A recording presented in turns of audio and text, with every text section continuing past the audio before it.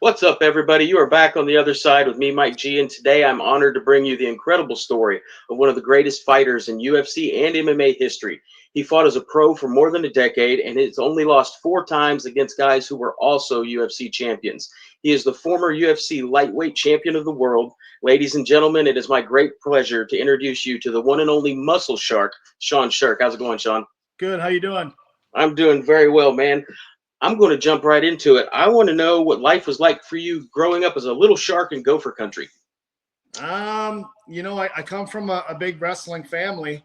Mm-hmm. So grandpas, not aunts, but uncles, cousins, big cousins, little cousins, Mm-hmm. my brother. So growing up in wrestling country, I did what everybody does here is I started wrestling at a really young age.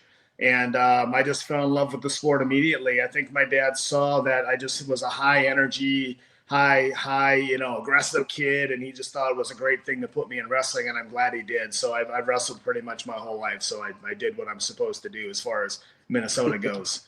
There you go. Yeah, my mom is from Minnesota. She's from a little bitty town called Goodhue in southern Minnesota, and so Okay. I've heard about wrestling in Minnesota growing up. At what age did you were you first on the mats? 7 years old is when I first started Wow. wrestling. So I was actually a little late in some terms. Like my boys started wrestling at 3 and 4. Wow. So they were barely walking and they were already on a wrestling mat wrestling. So I started at 7 though. Wow, that's awesome. I want to fast forward through high school. You're 21 years old. It's 1994. You find yourself at Greg Nelson's Mixed Martial Arts Academy. How did you end up at Greg's, and what were those early days in the gym like? So originally what happened was I saw my first UFC, and that's what inspired me, just like Mm-hmm. a lot of older school guys like myself saw the UFC, and you're like, holy crap, what is this? It's pretty neat looking stuff. And I'm looking at guys like Hoist Gracie's, jiu-jitsu. Mm-hmm. I didn't know what jiu-jitsu was or a submission was at that point in time. And saw guys like Pat Smith with this crazy ass kickboxing skills, and then Ken Shamrock, who I just idolized, as a Mm-hmm. wrestler who knows submissions, and Yeah. he can strike. I'm like, okay, this is who I want to be. I want to be just like this guy right here. So what I did was I wanted to start training. I wanted to start training in this. There was no such thing as mixed martial arts at that point in time. NHB. And no holds barred, yeah. So I just Mm-hmm. started. I grabbed the yellow pages. There was really no cell phones and Google back then, so I couldn't Right. Google NHB. So I basically just grabbed the yellow pages and started flipping through that yellow pages to try to find some schools that I could train at. And there was a lot of karate schools back in the day, and I knew I didn't want to do karate. I wanted something more submission wrestling based, and I actually Mm-hmm. started training in judo in 1994. So at 20, probably 20, maybe 21, I started training judo originally. Okay. And the judo didn't stick just because when I came into the judo school, I was taking down the best black belts in the class. I could double leg them all day long because they couldn't sprawl. I just wouldn't let them get a hold of my gi. I just shoot from space and double leg and get takedowns. Nice. I remember my coach would tell me, eventually he would tell me that wrestling is too easy for you. I don't want you to use your wrestling anymore. And right then and there, I'm like, okay, judo's not going to be for me. Mm-hmm. I want to wrestle. That's why I'm here. And then I'm just a fortunate chance that one of my friends was actually training with Greg Nelson at the academy. It was called the Minnesota Martial Arts Academy at that time. And he made the introduction with me and Greg. And it was just like, as soon as I met him, I just knew, he was a former Minnesota Gopher. He was a wrestler, and he had this crazy striking ability in Muay Thai, which I'd never seen before in real life. And I'm watching this Muay Thai class, and I'm like, holy shit, man, I want to learn how to do that, what they're doing, Yeah. And then they do a submission wrestling. We called it Shudo at the time, which is basically just submission wrestling. Yep. No gis or anything. So yeah, as soon as I made that connection with Greg, that's when I started training with him. And that had to be probably maybe in late 1994. So I was about 21 years old. And that's where I trained my entire career. Mm-hmm. Awesome. I love guys that can find a gym early on and stay. It's like watching your favorite quarterback stay with the team for 16 years and then retire. For real. That's awesome. Yeah. Let's see here. All right, June 19th, 1999. Manhoman, Minnesota, I believe it's how it's pronounced. Danger Zone. Talk about your MMA debut against Roscoe. So I've made this response before to that, where I've said, my first fight, I didn't know what I was getting into. I had probably 6 months of pure training at that point in time. So I was pretty green. I was a really good wrestler, had very lacking in my boxing and striking, and pretty lacking in my submissions as well. I had the basics down. I could stay out of submissions pretty good. But so when I went in and fought, I just remember walking down that long walk into the ring, and just in my head, I felt like I was 10,000 feet in the air, jumping out of an airplane with no parachute on. I'm like, what in the world am I about to get myself into? Because back in these days, gloves were barely optional. Yeah. So what I wore for gloves was actually borrowed a friend, one of my training partners, Dave Monet, who already had 30 fights at that time. He went on to win a UFC world title at 185. I borrowed his homemade gloves, which was basically nothing but just a piece of leather that covered my knuckle. Then he made homemade straps for the fingers. It was open palm and nothing but just a piece of leather. There was no padding there for me or for my opponent. And that's what I wore, my first pair of gloves. And we actually did. I fought before Dave. I wore the gloves, and then John Rankin, another one of our guys, fought, and then Dave fought. We just kept switching the gloves back and to each individual person. I ended up fighting twice that night, and by the time I fought my second fight, those gloves were just covered in blood and sweat, and it's pretty nasty. So they get retired after that. My first experience was pretty crazy. The first guy I fought was a wrestler, and he was announced as being a Marine national champion wrestler.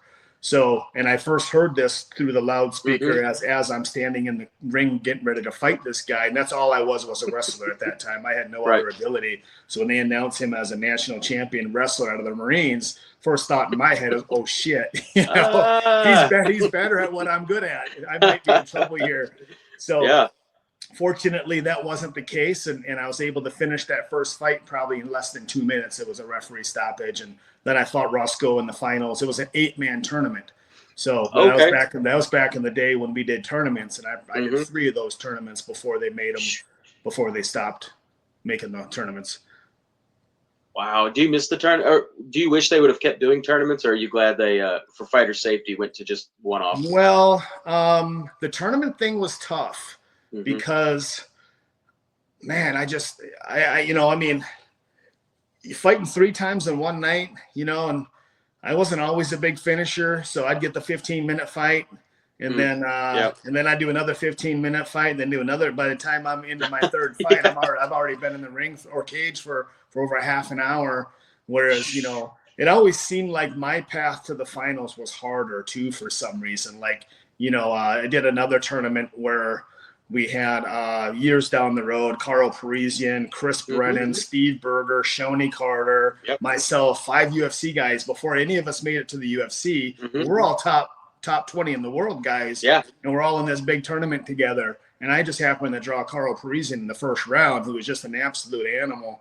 Judo. And, fighting in a smoky ass bar room via VFW, and I've got asthma. So, I wasn't a fan of the tournaments just for that reason. I don't mind fighting the best guys in the world one at a time, but I don't want to fight 3 of them in one night. It's not like you got paid more money. It's not like you got paid a whole bunch more money. Now they do tournaments where you fight, and then 3 months later you fight again, and 3 months later you fight again, and maybe the winner's going to make $500,000. Back in these days, we were fighting 8-man tournaments for $1,000. So you had to win the tournament to make $1,000. Jeez. And that was then you get hit with management fees and then your travel expenses, and it's like that $1,000 to basically $500 for an 8-man tournament, 40 minutes in the cage. So it just was a whole different ball game back in those days.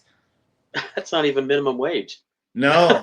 No, you're paying to fight is what you're doing. Basically, you're considered a pro, but you didn't make enough money to do anything with that. Gosh, that's wild. Moving on to 2001, you are 10-0, including 2 victories against Carl Parisian, who's a tough fighter, as you just mentioned. You get the call to join the UFC. What went through your head at that moment when you realized you were going to the big show, and how did your debut go? So what happened actually was I was getting ready to fight Carl for the second time in a rematch. And I was actually in the gym training, and my trainer, Greg Nelson, just walked into the gym. I didn't even know this was taking place. I didn't even know it was on I didn't even know it was a possibility for me to fight in the UFC. It was a dream, of course, but then, yeah, Greg just walks in the gym and he writes on the bulletin board, Sean Shirk versus Tiki Joss in UFC 30. So I just was training and I just happened to see the board. I'm like, oh, what's that? What do you mean UFC 30? He goes, yeah, you're fighting in the UFC. I just got the call. Well, I was getting ready to fight Carl Parisian in the rematch. And our first fight was an absolute barn burner. I won like a split decision, went to overtime. So it was like 20 minutes. I fought this dude. And now I got to fight this guy before I go to make my UFC debut. So so I fought Carl again. I beat him the second time. Then I made my debut against Tiki, and that was it was in Atlantic City, and it was just an amazing experience to see this. And I just saw, I saw Tito Ortiz, who was just an absolute legend. Randleman, who was a legend. Coleman. I just see all these bigger than life people that I've been watching on TV all these years, and they're just like standing right here. And I'm fighting on a card that they're going to potentially be on too. So it just was a great experience all in all, I would say. That's awesome, man. After UFC 30, you fought for a few different promotions. What was the reason for that and not staying with the UFC? Well, what happened was the UFC gave me a one-fight contract. Okay. So it was a one-fight contract. I just had to go out there and really prove myself. Because, back in these days, they were only doing 3, maybe 4 shows a year. Yeah. And they only had – they had 12, maybe 15 guys under contract, big contracts that were long term.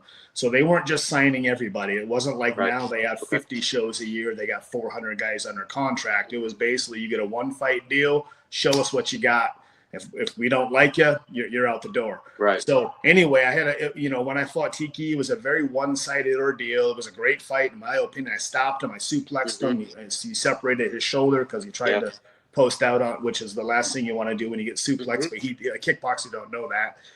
So wrestlers know that. Kickboxers don't post if you're getting thrown. So so I separated his shoulder. Fight was stopped, and then I got a phone call not that long afterwards that the UFC wasn't going to sign me to a long-term deal because they said they already have a Matt Hughes. I was being referred to as a Matt Hughes.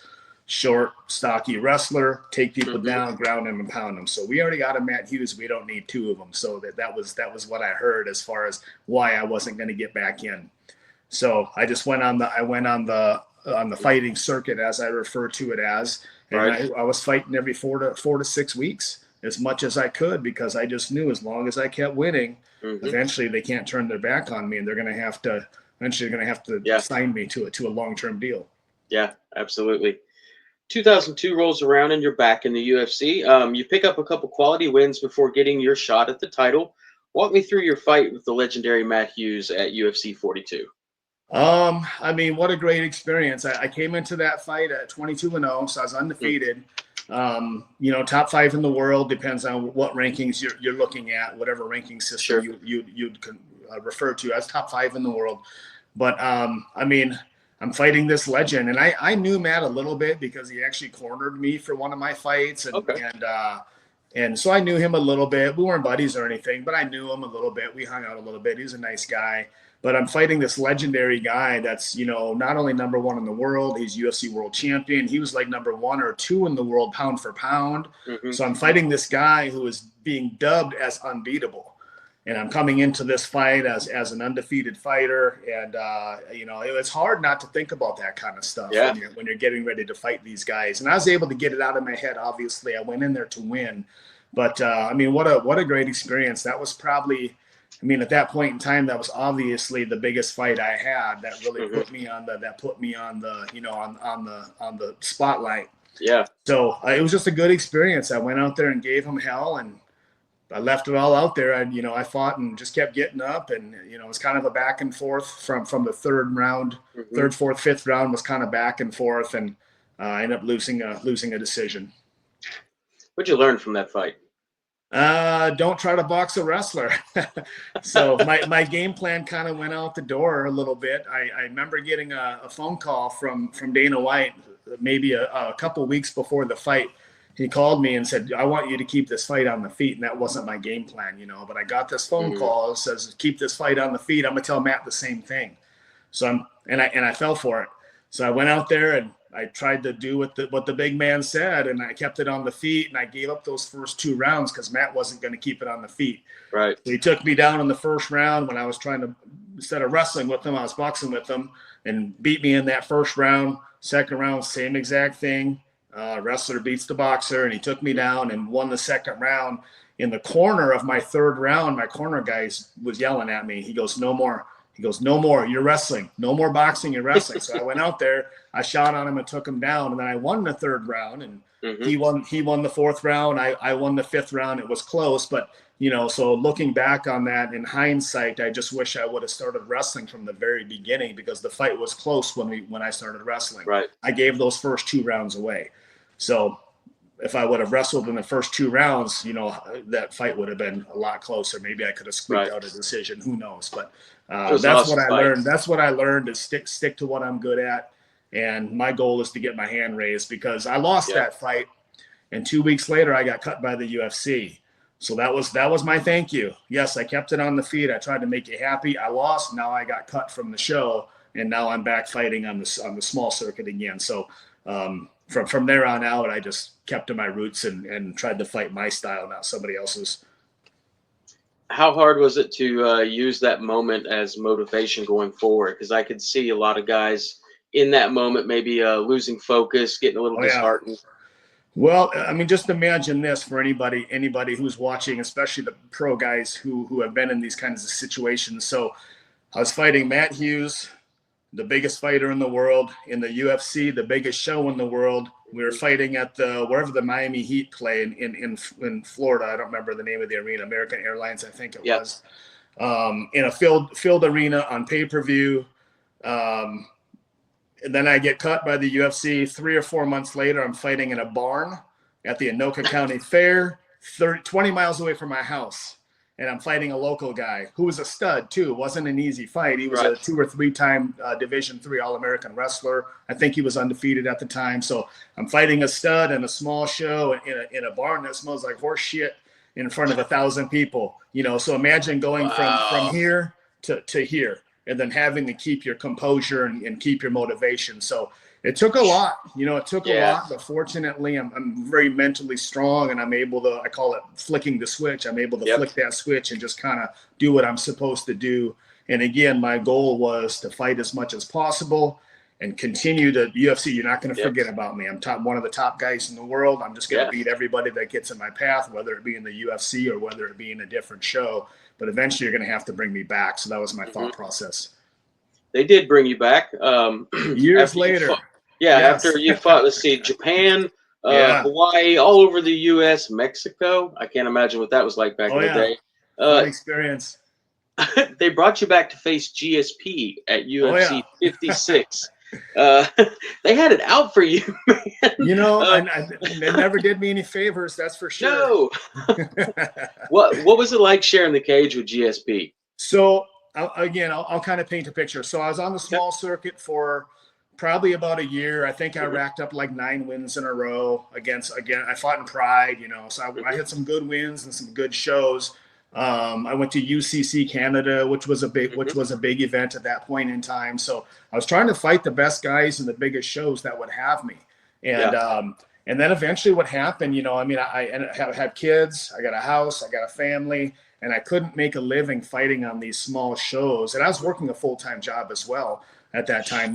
All the way up until about 6 weeks before I won the UFC world title against Kenny, I worked a full-time job. So I had a full-time job throughout this whole process, and I would train all day long. I worked second shift, and then I would work from 3 to 11, and I would train all morning, and then I trained on my break. I would train. I trained again when I got home. So my life was basically, I was never around.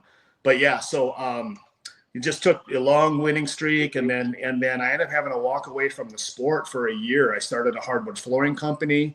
And I started working at a factory in the shipping and receiving department. I was number 2 or 3 in the world at that point in time. Wow. 33 wins, 1 loss, working at a factory, shipping out parts. So, so again, just a tough pill to swallow. I've swallowed my pride a lot over the course of my career, and you just got to do what you got to do sometimes. And then I get after the after the first Ultimate Fighter took place, I remember watching the finals, right? Because I Mhm. was invested in this. I want to fight. Yeah. I want to be a professional fighter. You know, I don't want to work at a factory. I don't want to own a hardwood flooring company. You know, I'll do it if I have to, but I sure as hell don't want to make a career out of it. Not like Right. there's nothing wrong with that, obviously, but it just wasn't my path.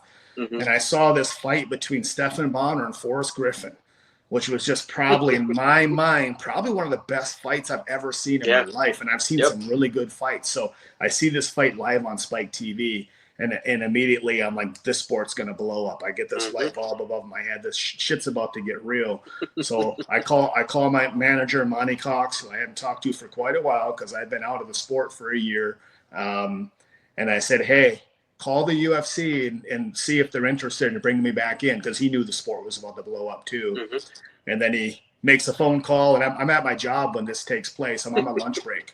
I'm making the phone call to my manager on my lunch break because I know something big's about to happen. And then he Mhm. calls me back a couple hours later. He says, I got a 3-fight deal for you, 12 weeks against George St. Pierre. And George was number 2 in the world, just an Mhm. unstoppable force. And immediately I quit my job on the spot. I'm Yeah. fighting George in 12 weeks. I make a phone call to my trainer. I said, hey, I'm fighting George St. Pierre in 12 weeks. I've been out for a year. So now my first fight back is George. And I called my trainer. I said, hey, look, I'm coming up right now. I need to start training camp today. I walked into my boss's office, said, hey, I'm back in the UFC. I'm fighting the number 2 guy in the world in 12 weeks, so I got to quit. And I remember my boss at that time says to me, this is one of my motivational things that I've used over the years. Okay. Is my boss says to me, are you sure you want to quit? Because last time this didn't work out for you, meaning I had to walk away from mixed martial arts last time. And are you sure you want to quit? Because last time this sport didn't work out in your favor. And that actually kind of pissed me off a little bit. Yeah. And it motivated me. So I'm like, Mhm. okay, I'm going to show you, watch this. And then I started my training camp that day, and I had a 12-week training camp leading up to that fight. And the fight didn't go my way. You know, George St. Pierre is a bad dude, and not saying anything would be different, but taking a year off before you fight Sure. George didn't help either. For So I anybody. lost that fight. And then in my mind, I'm like, oh shit, my boss was right. It didn't work out. The UFC is going to cut me again. My second loss of my career. First time I lost to Matt Hughes, they cut me. Right now, I just Mhm. lost to George St. Pierre, so I'm expecting that phone call. You're going to get cut. Well, we got a different phone call this time around. I got a phone call, said the UFC was very impressed with how I fought. They want to re-sign me to a 3-fight deal. So then I'm like, boom, okay. Then my next fight was Diaz, and I had a little bit more Mhm. time to prepare for that. Yeah. That's crazy. Did you ever have an opportunity to see that boss again after you left? No, No, never. I never went back. That No. would have been a good story. Well, they definitely knew that I would where I went with my career. So I don't remember. I don't know if that boss remembers saying that to me or not. But you know, and that was just kind of one of those things, you know, that you hear sometime over the Mhm. course of your life, and you use that Sure. stuff as motivation. You use experiences as motivation, Yeah. and that was one of my experiences that I've always used as motivation. One of the many. Yeah. All right, Sean, I don't know about you, but I'm ready to talk about some wins. And the first one I want to bring up is your fight at UFC 59. You just mentioned him, the OG, the homie, Nick Diaz. Talk about your fight with Nick. Yeah, that was another good one. You know, I mean, Hmm.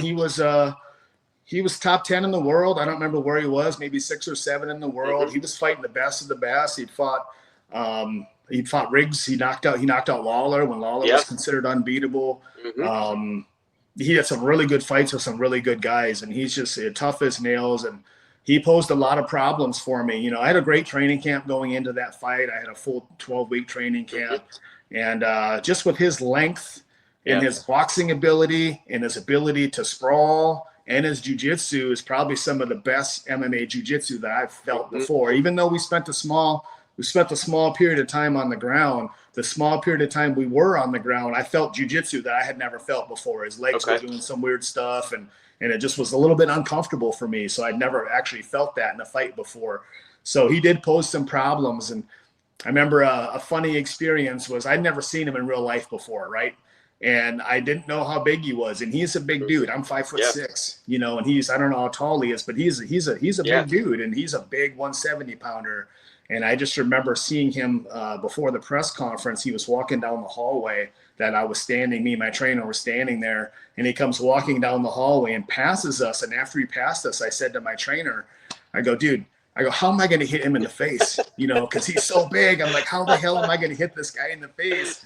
And my trainer says, just take him down, you know. And I said, okay, well, I'll figure it out. And the funny thing is that when we fought each other, he was so worried about, and I talked to Nick about this after the fight. It turns out he's a really cool dude. So after we fought, we had a good conversation with each other. And he said he was so worried about my takedowns that when we fought, he crunched down so low, trying to worry about my shot. Yeah. Well, in the process of crunching down so low, he actually made himself easier for me to hit. So it made my boxing a little easier. So it was all in all a fun experience. You know, you learn so many things stepping into a cage with all these different people. And every fight, I just got a wealth of knowledge out of it, and that was one of them.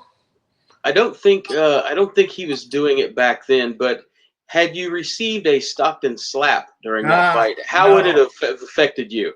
No, I did not. It wouldn't have affected me. I'm really good at blowing that stuff off. You know, when I fight people, I'm right here. I'm tunnel vision. You're not going to throw me off. So again, when I after we fought each other, we had a good conversation backstage, and you know, he was always known for you know, running his talking shit, right? And after the fight was over, he told me, he goes, I've got so much respect for you. He says, that's awesome. Why I didn't talk shit about you before the fight. So I appreciated that, because up until that point in time, up until I fought BJ, nobody actually did that. Nobody talked bad about me just because they had respect for me. And so I thought that was classy. That was a show of respect, I thought. Nick the Sweetie. Yeah, don't tell him that. No, I won't. Moving on to what has to be the biggest win of your career, Kenny Florian at UFC 64 for the lightweight belt. How did that fight play out? And describe to me what it feels like to get that belt wrapped around your waist finally. So I had a lot of adversity. I had a good training camp that went into that, and I was ready. You know, I was ready to win a world title, and it was my first fight at 155. So I never dropped. I'm 175. I'm only 180 right now. So I'm got a little more body fat than I used to, and I'm still about the same weight as I weighed when I was competing. So I never made 155 before. I didn't even know if I could. But when the UFC calls and says, "Hey, can you make 155? We're giving you a world title fight," you say yes. Yeah. So anyway, about 4 weeks before, no, was it 4 weeks? It's probably closer to six or 7 weeks before I fought that fight. I did a trial cut, and this came at Rich Franklin's suggestion. He says, try to make the weight before the fight happens, just to make sure you can make it. Yeah. So about 6-7 weeks out, I did a trial cut. I tried to drop down to 55. I didn't make it. I got down to about 157. That was as low as I could get. I was sicker than a dog. Felt like complete dirt. So I didn't make it the first time I tried. And then, fast forward a couple more weeks, I tried my trial cut again about 4 weeks out. And then I actually made the weight the second time around. Then the third time around was actually when I got ready, was right before the fight. So I'm very glad I did that, because it acclimated my body to the weight cut, and it sped up. Then I was able to acclimate to it and speed up my recovery. So I actually implemented that in every single fight moving forward that I had at 155. I always did trial cuts 4 weeks before, just to get my body used to that cut. Then I'd bounce back up again. So, leading into that fight, I actually ended up tearing my shoulder about probably 6 or 7 days before the fight. I completely tore my right shoulder to the point where I could barely move it. It hurt like hell. And so I went into this fight with a lot of doubt, just because of that, not being able to move your right arm. And I wasn't sure if I'd be able to cover or grab, or how much strength I was going to have in it. So I fought that fight with a torn shoulder, and then you add the cut.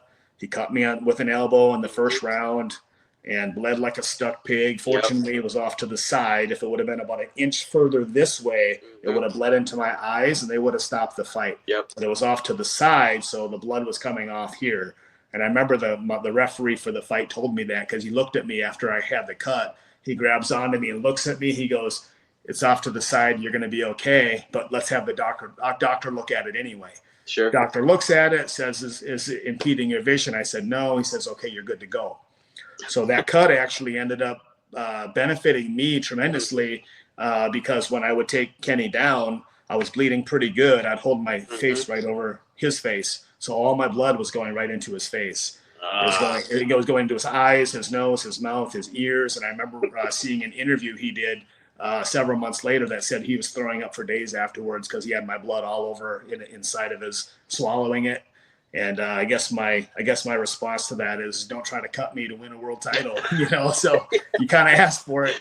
You did the cut. There was a lot of adversity going into it, and there was a lot of adversity that took place during the fight. So getting my hand raised and getting that belt wrapped around my waist was all worth it, and it was a pretty cool feeling. It was pretty cool winning that world title. That's awesome on the third dream try. Come true. Yeah. All right. Let's see. It's 2008, and you again get the opportunity to fight for the belt, going up against another legend in the fight game, BJ Penn. Walk me through that fight, and what, if anything, did you learn from the prodigy?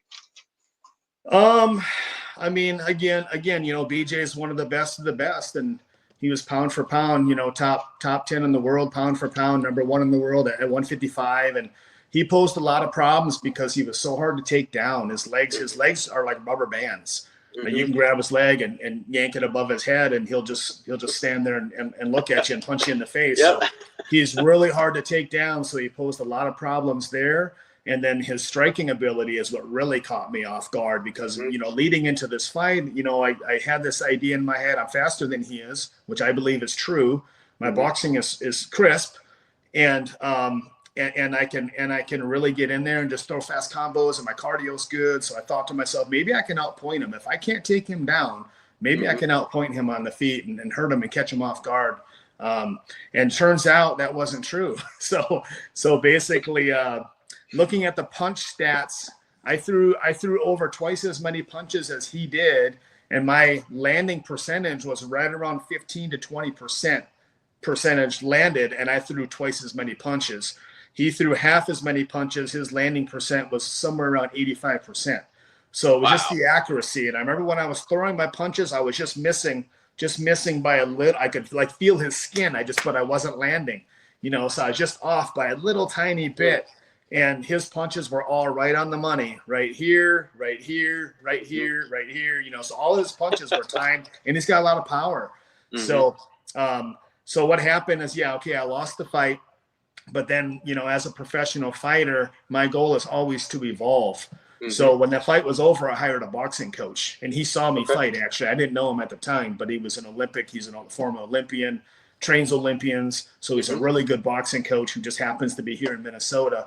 And I hired him to help me out and improve my boxing from there moving forward. And he taught me how to lay into my punches, helped me a lot with my accuracy, helped me a lot with power. And, so evolving as a professional fighter, you lose, and then you learn from those losses, right? Absolutely. It's 2010, and you get matched up against a guy who I always felt was perpetually underrated, Evan Dunham. This is actually my favorite fight of yours. What are your feelings on Evan as an opponent? And did you know before that fight that it was going to be your last? No. So, I mean, first off, Evan's tough. Yeah, he's tough as nails. He was top 10 in the world, and he was undefeated, coming from a great camp. And I knew he had good striking. He was a wrestler. I don't know what his wrestling accolades were, but pretty good wrestler. I think he was a black belt in jiu-jitsu, so just really well-rounded. Plus, he's huge. Yeah, he's a big 155-pounder. So, going into the fight, I expected nothing more than to win. I don't think I've ever fought a fight where I went in there thinking I was going to lose. So I went in there expecting to win. Wasn't really sure how long it was going to take. But it turns out we ended up going to war. The first round was very, very one-sided. And, if the second round would have went as good as the first, I probably would have been stopped in the second round. I'd have gashed him open, beat him up pretty good. He's just shaking it off.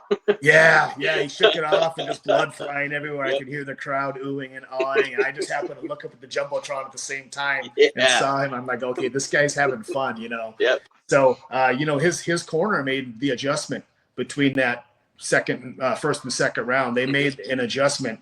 And what he told his corner to do is, because he was trying to submit me off the takedown, which I prefer. If you try to submit me rather than sprawl, I'm going to finish the takedown and I'm going to counter the submission when I'm on top. You can't guillotine the muscle shark. Well, nobody did, but it wasn't an easy task. So I would love it when people would try to guillotine me off a takedown, because you're giving up your takedown defense in the hopes that you're going to catch me in a guillotine. So I will finish the takedown, then I'm going to counter the guillotine, and now I'm on top of you, and good luck getting off your back. So they made the adjustment between rounds. And his corner said, defend the takedown. No, don't go for submissions anymore. Then they started going for the defense. So I was still able to finish the takedown. It just took a lot more work. Sure. And I'm not making excuses by any means. I'm just telling the truth. But, I went into the fight with a cold, unfortunately, which really, really hurt me. I had over a 100-degree temperature when I went into that fight. And the reason why I bring that up is because I got tired.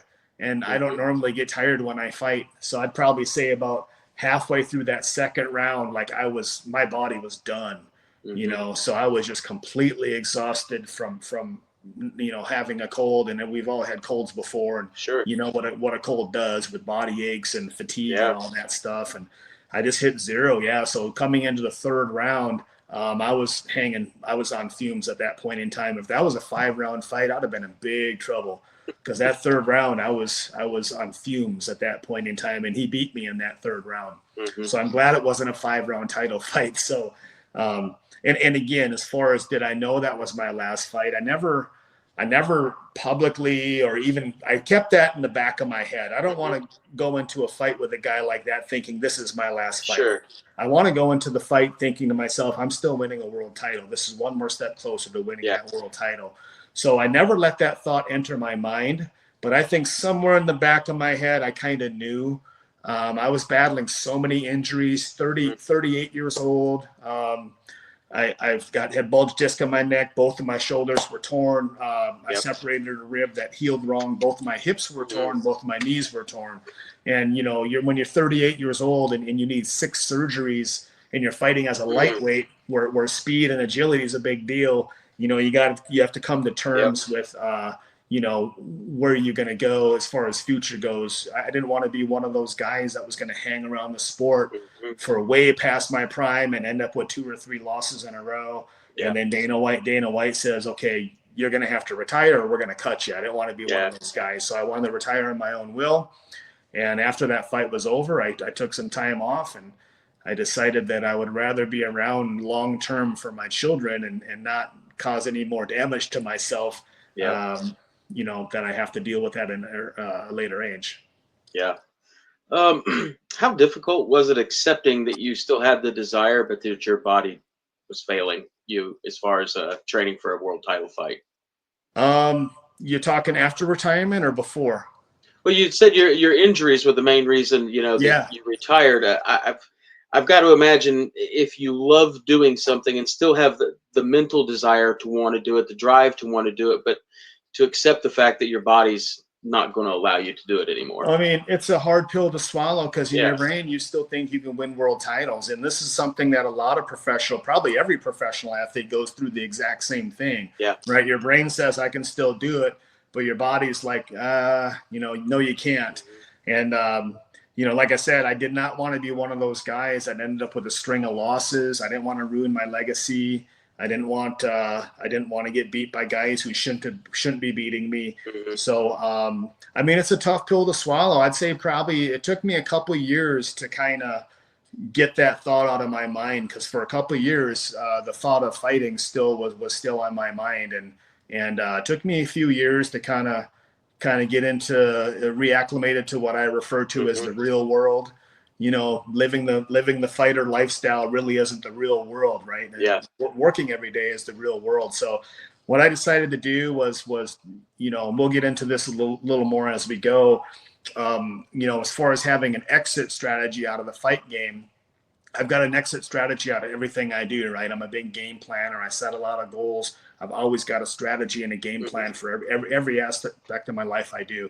So in fighting's no different, obviously. So I had an exit strategy out of the fight game, which I knew would keep me busy enough where I wouldn't have to go back fighting. I wouldn't have to fight for money. A lot of guys retire, they have to go back because they run out of money. Guys go back because maybe they don't have anything else going on in their life. They don't have an exit strategy. Everyone has their demons that they battle. And so when I left the industry, my goal was to start running businesses and just be so busy and so engulfed in my businesses that I would never be drawn to fight again out of necessity or need or necessity, kind of the same thing, or want or necessity. Gotcha. Does that make sense? Yeah, that definitely makes sense. And this next question kind of covers what you just said a little bit.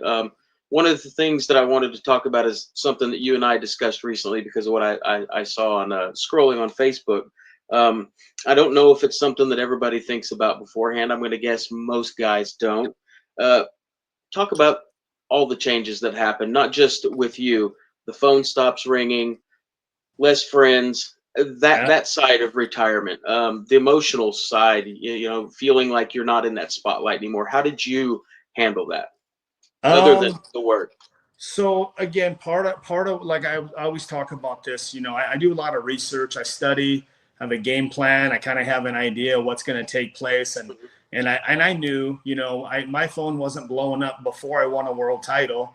As soon as I won the world title, my phone's blowing up. I got friends I never even knew I had. I got relatives I never knew I had asking me for money and tickets, and I don't even know you're my relative. So all these people come out of the woodwork, and this is something that Dana used to talk about a lot too. Yeah, is the same thing, and so I always knew that when I retired, obviously my value would drop in not only the industry's eyes, but maybe other people's eyes too. So I just tried not to think about it.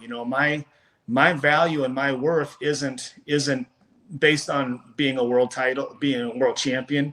My value and worth isn't based on what my accomplishments are. My value and worth is based on what I value it. And I value myself at a high value. I think I work hard, and I don't need other people's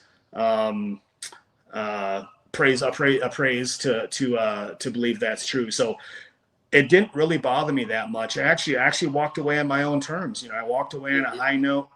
Beat a tough Evan Dunham. I got fight of the night. It was one of the best fights of the year. And then I retired. And when I retired, I changed my phone number. So I stopped doing interviews. I stopped doing interviews for years. I think this might be the second or third interview I've done in maybe 5 years. So how hard it is to get me to do an interview. So it's just I walked away on my terms, and those were my terms. And then I went into the business world and just started working my ass off to try to see what else I could accomplish. Well, you seem as busy as you are. You must be doing good there as well. It's always an adventure. Awesome.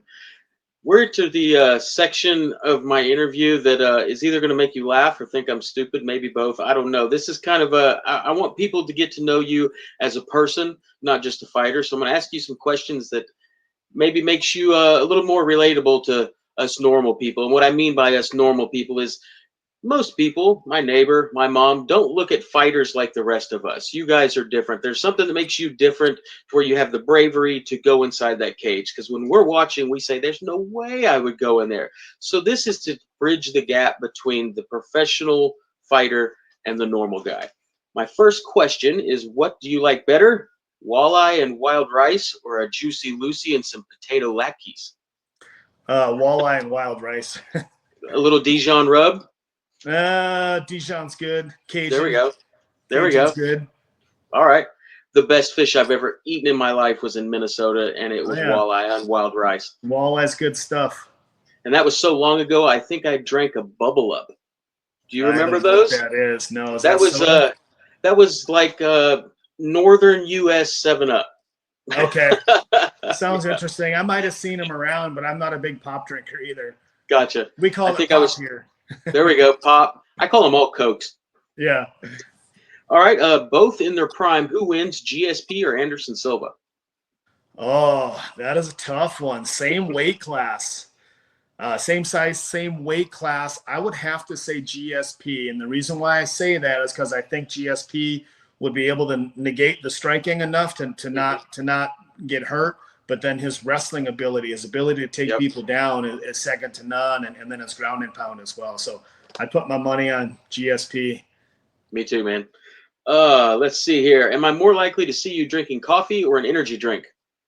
I don't like caffeine a whole lot, so probably coffee, I suppose, but it's pretty rare. Okay. Favorite animal at the zoo? Oh boy, shark. Sharks. There we go. All right. Does pineapple belong on pizza? No, in Very Hawaii maybe, good. but not in Minnesota. Yeah, everybody I talk to says yes, and that's just gross. No, I've never had it. All right. Again, both in their prime. Who wins, Tyson or Ali? Again, that's a tough one, man. Such good styles. Ali has that rope-a-dope style. Tyson is just power, power, power. Mm-hmm. Man, that's a tough one. I'm going to go with Tyson just because he was an absolute killer, closing distance and that punching power, like we talked about before. Mm-hmm. That one punching power can end a fight in a hurry. So I'll say Tyson on that one. And, well, everybody would love to see a fight like that, though, right? Yeah, absolutely, man. All right, you're going on vacation. Are you more likely to be on a beach with flip-flops or in camo in the woods? Beach, flip-flops. Nice. Is that because you're already in the woods? You know what? I live in the country, so the woods is my home. I've got 11 acres, and everyone here has land, and I just like warm weather, and I like to feel the sand on my feet, basically, and the sun on my back. Yeah. All right. Who wins if the fight happens tonight? The Muscle Shark or Jake Paul? Oh man, you're putting me on the spot now. I'd probably say Jake Paul. He's younger than I am, and he still trains. So, you know, maybe I could get lucky and get a fast double and a submission. Who knows? Are we talking MMA or boxing? Street. Oh boy. You take it in the street all day. Well, yeah, it's hard to say. I'd probably try to avoid it. Is that a fair? There we go. Okay. There we go. Aisle 13 at Walmart. I've gotten better at avoiding fights in my older age. That's awesome. All right, man. Who do you root harder for on game day, the Vikings or the Gophers? If we're talking Gophers football, I've never watched a Gophers football game. I do watch Gophers wrestling, who I'm always rooting for, but I've never watched a Gophers football game. I do watch the Vikings, so I'd probably pull for the Vikings. All right. In your bathroom at home, does the toilet paper come over the front of the roll towards you, or does it feed down the back? Front. Awesome. All right. Are you a dog person or a cat person? Dog. Do you have one? What do you got? Yeah, a miniature golden doodle. Aw. Miniature golden doodle. His name's Odie. I always make fun of him because I don't make fun of him, but I always laugh because he's basically a pit bull trapped in a golden doodle's body. Like he thinks he's a badass. So it's kind of funny watching him puff his chest out and walk around like he's a badass. And he's never been tested, fortunately, because as soon as another dog checks him, then his pride will be completely crushed. But he's a good dog, unbelievably smart. Awesome. As well. All right. You're going to commit a bank robbery, and you need a gunman and a getaway driver to bring with you. You can bring any two guys ever. Who are you bringing? Lee Murray as my gunman. Smart. Because he's got some experience in that area. As far as the driver goes, I don't know. Dale Earnhardt Jr. in his prime. There we go. Okay. Yeah. You want somebody who knows how to drive a car, right? Yeah, Dale. That'd be a wild. That'd be a wild mugshot. That'd be a good combo right there. That's one of the best ones I've heard. Yeah. All right. Who is on your Mount Rushmore of MMA? I'd say Randy Couture. How many do I get? 4 or 5? Four. I'd say Randy Couture, Anderson Silva, GSP, and John Jones. That's as good a one as I've heard. All right. What is something that you enjoy that most people don't know about? Oh man, what do I enjoy? I mean, I enjoy my downtime, I guess. I'm kind of a natural introvert. So I've got no issues going to a movie by myself or sitting at a dinner table at a restaurant by myself. I'm one of those people that needs to decompress. Like if I'm around people for a long period of time, I need my personal space. So I'd say probably my downtime, my relaxed time is something I enjoy, that I actually need it. Gotcha. Okay. As you know, the reason I do these interviews is try to inspire people who might be struggling with whatever that might be. What is the best message you have for people who are going to watch this that might be experiencing hardship in life? Um, I mean, I think I covered a lot of this stuff as far as game planning and strategy and self-worth. I think that especially for me, and I'll kind of, I'll try and kind of give you some information here as far as my thought process. When I retired Okay. from mixed martial arts, just imagine being at the pinnacle of an industry and then having to walk away from that industry and completely start somewhere else and reinvent yourself, right? Mm-hmm. So it's kind of a scary thing. But I just always knew that with hard work and perseverance and goal setting and the right mindset, that I believe you can accomplish anything that you set out in life. Mm-hmm. I'm a great example of that. I came Yeah. from nothing. I've came from nothing, and it's just that those thought processes and those actions are what led me to be where I am today, and I take a lot of pride in that. So I guess I would say that have a good self-worth. And always have something to strive for, to keep yourself constantly motivated, keep your brain working. I guess that'd be my best advice. That's good stuff, man. When people look back at the history of MMA and the UFC, what do you hope they think when they look at the name Sean Sherk? Hopefully they think UFC Hall of Famer at some point in time, right? I mean, Yeah. It's been a while. I've Let's been work on retired that. for a long time. So it'd be nice to get that phone call. Mm-hmm. I was part of the grassroots era. I was part of the beginning era. It was illegal in almost every state in the entire country. There was not a big fan base. Nobody knew what it was. So being a part of it at the grassroots era, all the way up until UFC 110, and just the explosion of the sport. Yeah. So I'm very fortunate to have seen that growth from nothing to something pretty big.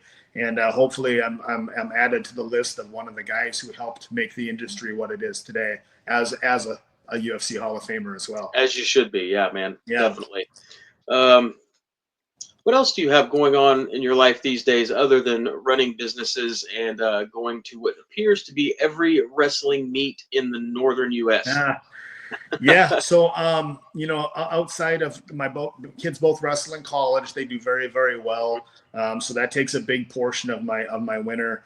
But as far as what I have going on, I own a couple of businesses. I've got a real estate business. So I buy, sell, and flip houses. Been doing that for 12 years. That takes up a lot of my time, obviously. And then I also do sales and contracting for a roofing and siding company. And again, that, my spring, summer, and fall is pretty booked up with a lot of roofing and siding stuff. I do a lot of inspections, meet with insurance companies, claims reps. So I'm basically working 2 jobs, which is very, very, keeps me busy. Yeah, it does. All right. What's the best way for fans of the Muscle Shark and friends of yours to keep up with you? I don't have any social media outside of Facebook. So I don't have Twitter or any of the other social media stuff. I just never got into it. Gotcha. So if people want to keep up, I guess the best thing to do would be just follow me on Facebook. Okay. Is there anything else you'd like to talk about before we finish the interview, Sean? I don't think so. I mean, I think we covered pretty much everything. Okay. I always tell everyone at this point, and I don't mean to do this. I don't know why I do it. Thank you very much for sharing your time with me. I know an hour out of your day is a big deal. I will upload this to YouTube and send you the first copy. If for any reason you don't like it, message me and I will take it down. Sounds good. Appreciate it. Thank you so much, Sean. You are one of the all-time greats, man. You are one of the reasons that everyone loves the UFC lightweight division today. Guys like you made that happen. So thank you very much, sir. Thank you for your support as well. Appreciate it. Absolutely. Have a good rest of your day, man. You too. Take care. All right. Bye-bye. Yep.